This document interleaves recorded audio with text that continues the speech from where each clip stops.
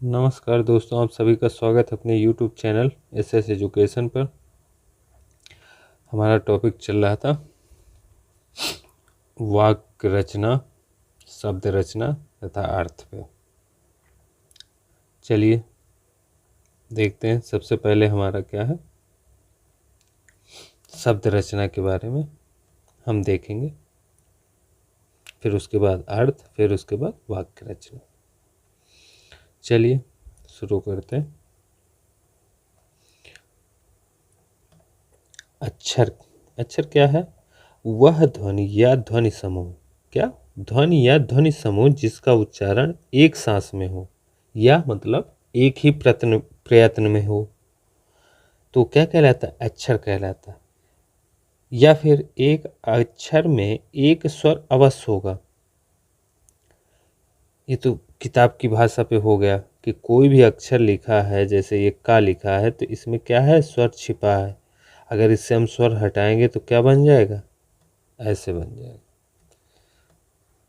चा लिखा है तो ये इसमें स्वर है, अगर हमने स्वर हटा दिया तो क्या बन जाएगा? ऐसे बन जाएगा। अच्छा, इसलिए क्या कहेंगे हम कि इसलिए स्वर युक्त व्यंजन कौन होंगे, अर्थात वर्ण को भी हम क्या कह सकते हैं? अक्षर कह सकते हैं। क्या?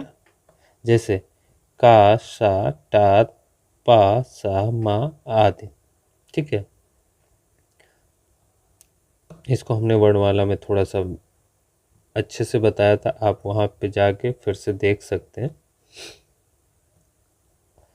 शब्द निश्चित अर्थ को प्रकट करने वाले, क्या मतलब? एक निश्चित अर्थ को प्रकट करने वाले किसके? वर्ण समूह को, किसके? वर्णों के समूह को हम क्या कहते हैं? शब्द कहते हैं। शब्द क्या है? भाषा की एक सार्थक इकाई है, या फिर एक या अधिक वर्णों से बनी हुई स्वतंत्र सार्थक ध्वनि को क्या कहते हैं? शब्द कहते हैं। जैसे कमल, ठीक है, कमल लिखा, ये अक्षर मिलके एक शब्द की रचना की, स्वतंत्र सार्थक ध्वनि है। अब इसको हम एक साथ पढ़े, क्या बोल पढ़े? कमल, तो ये क्या हो गया? ये हो गया एक शब्द। ठीक है, अभी समझ गए। अब इसके आगे भी चलते हैं। क्या है? शब्दों का वर्गीकरण।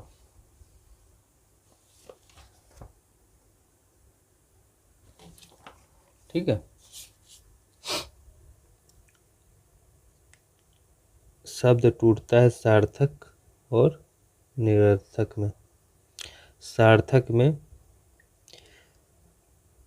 शब्दों के भेद क्या होंगे? रचना के आधार पर टूटता है, उत्पत्ति के आधार पर, अर्थ के आधार पर, विकार के आधार पर। ठीक है, इन चार रूपों में शब्द की रचना हम कर सकते हैं, वर्गीकरण कर सकते हैं। रचना के आधार पर क्या है? कौन कौन से? रूढ़, यौगिक, योग रूढ़। ठीक है, अभी आप सिर्फ इस चार्ट को देखिए, समझिए कि ये किन रूपों में टूट रहा है।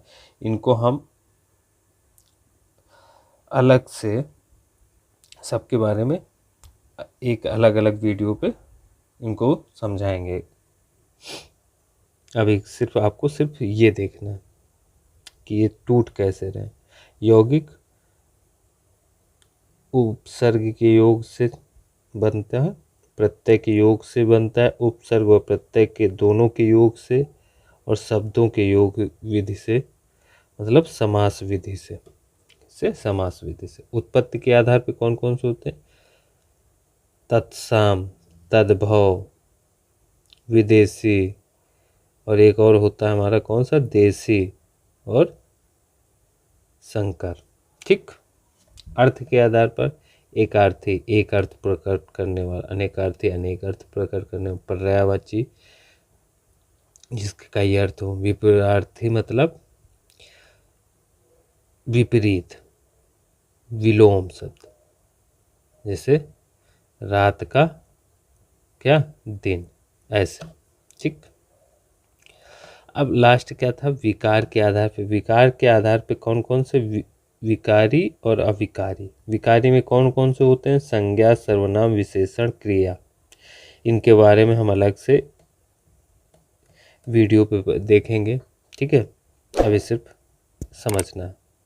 अविकारी में कौन कौन से, क्रिया विशेषण, संबंध बोधक, समुच्चय बोधक और विषयादि बोधक। ठीक।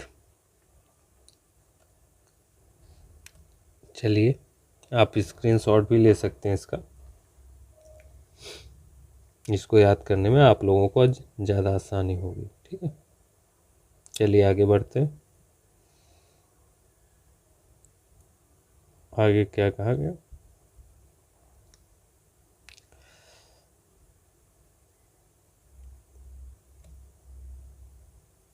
इसी के बारे में बताया गया कि व्याकरणिक प्रकार के आधार पर शब्द भेद, शब्द के निम्नलिखित 8 भेद हैं। 8 भेद कौन कौन से, ये 4 विकारी और 4 अविकारी। 4 विकारी आपको मैंने बताया है कि संज्ञा, सर्वनाम, विशेषण, क्रिया।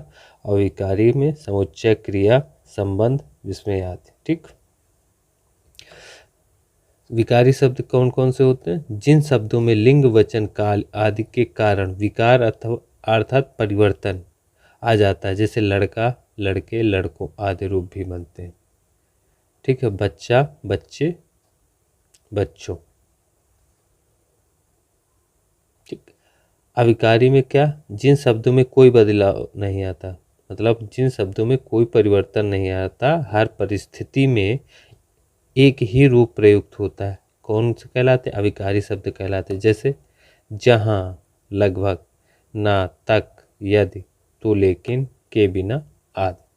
मतलब चाहे नकारात्मक हो, प्रश्नवाचक हो, कैसी भी स्थिति हो, वहाँ पे इनका कोई भी परिवर्तन नहीं होता है कि लगभग का लगभग हो जाए, ऐसा कुछ नहीं, सेम ही बना रहेगा, वही का वही। ठीक है, आगे देखते हैं। वर्ग अर्थ के आधार पर क्या हुआ था, एकार्थी, अनेकार्थी, पर्यायवाची, विपरार्थी। ये हमने आपको ऊपर चार्ट में ही बता दिया है। अब इसके बाद हम आगे बढ़ते हैं, अर्थ देखते हैं।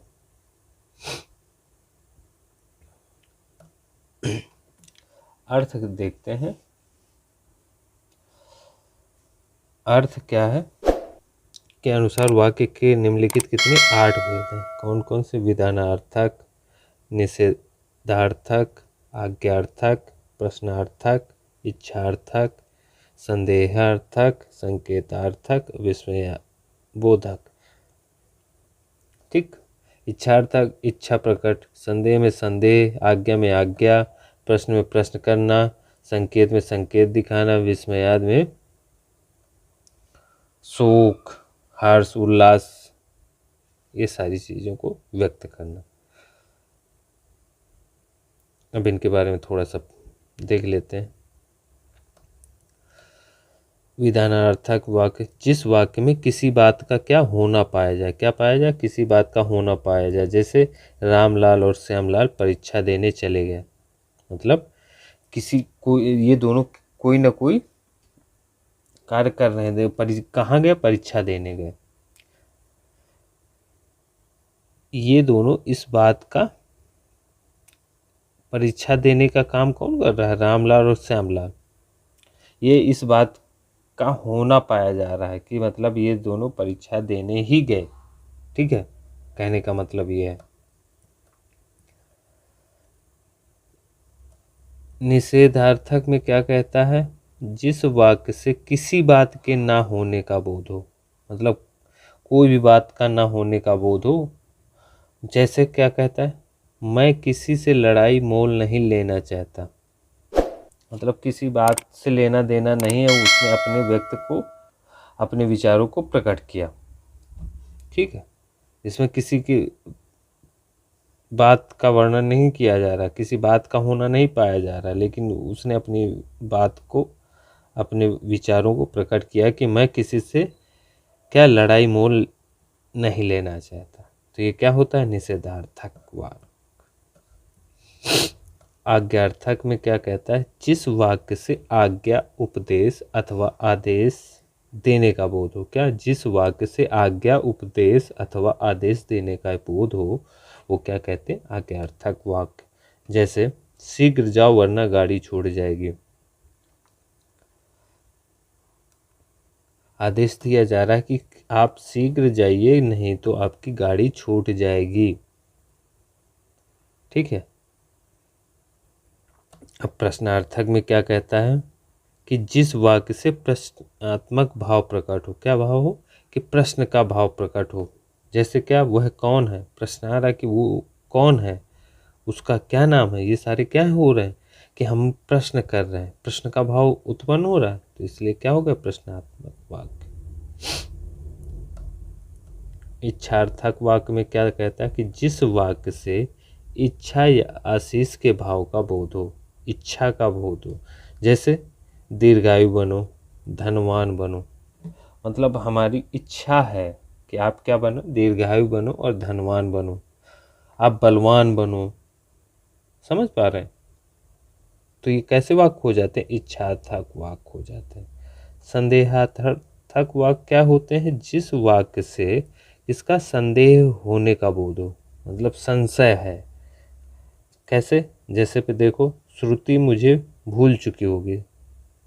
मुझे संदेह है इस बात पे कि वो मुझे भूल चुकी होगी। अभी कंफर्म नहीं है, निश्चित नहीं है कि वो मुझे भूली है कि नहीं भूली है, लेकिन संशय बना हुआ है। तो ये हमारा जो वाक्य है, ये क्या हो गया? संदेह प्रकट करने वाला वाक्य हो गया।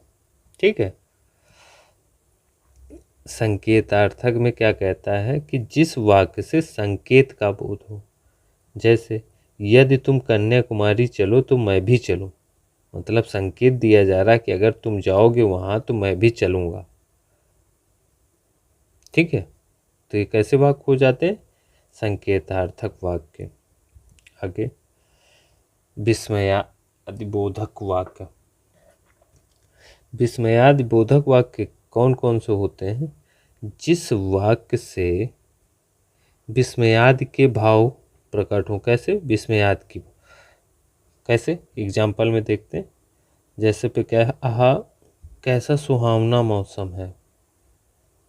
ओह ओह बेचारा। तो ये क्या हो? कौन से वाक्य हो जाएंगे? विस्मयादि बोधक वाक्य हो जाएंगे। कैसे वाक्य? विस्मयादि बोधक वाक्य हो जाएंगे। ठीक है। चलिए, अब इसके आगे हमारा कौन सा बच रहा है? वाक्य रचना। ये थोड़ा सा लंबा होगा, तो इसके लिए हम इसको एक अलग से